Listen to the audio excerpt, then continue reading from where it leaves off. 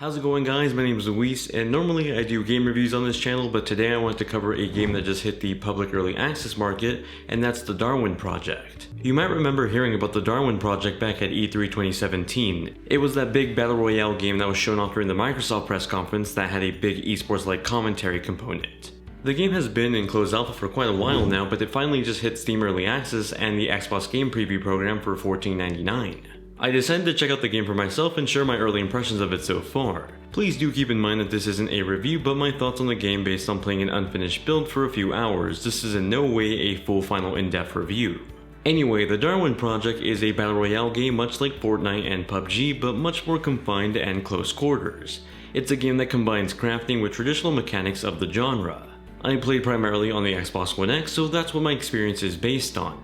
Starting the game, you get to look at the game's recently redesigned main menu that gives you access to the main game, your crafting wheel, and the dressing room. The dressing room allows you to add on your cosmetics to your character, like new sets of clothes, new character features, things that help your character feel pretty much unique from each other. Tools used by your character in combat like your melee weapon, your bow and arrow, and your shields are all customizable as well.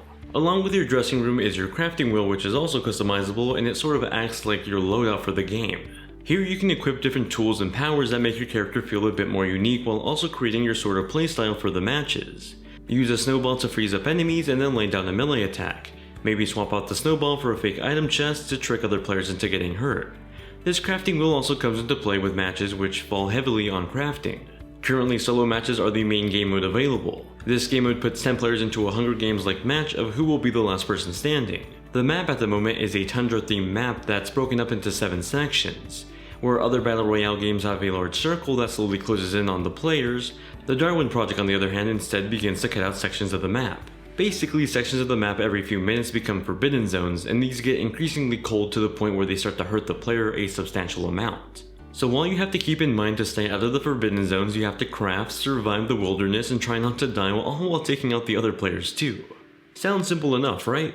Out in the wilderness, you'll find trees that drop wood, old sofas that drop leather, and electronic pieces.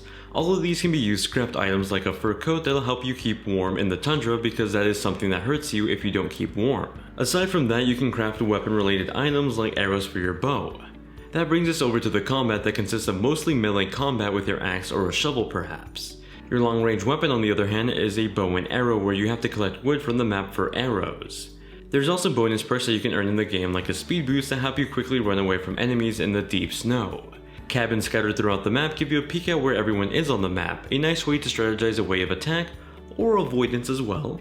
The rest of the gameplay is just combining all these mechanics and trying your best to stay alive no matter the cost, whether that's hunting or avoid being hunted.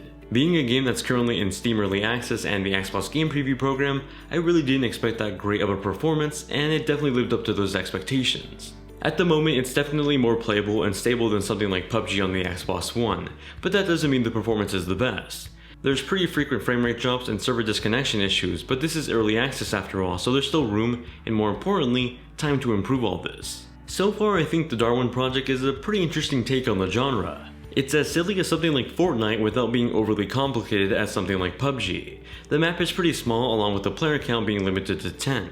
This means that the combat is much more confined and quicker, but I think it works well. The Darwin Project certainly has some work to do, but I think it shows promise, which is getting increasingly more difficult to show in a genre that's getting so popular nowadays. Those are my first impressions of the Darwin Project for the Xbox One and PC. If you have any questions about the game or just any requests for future previews, let me know in the comment section down below.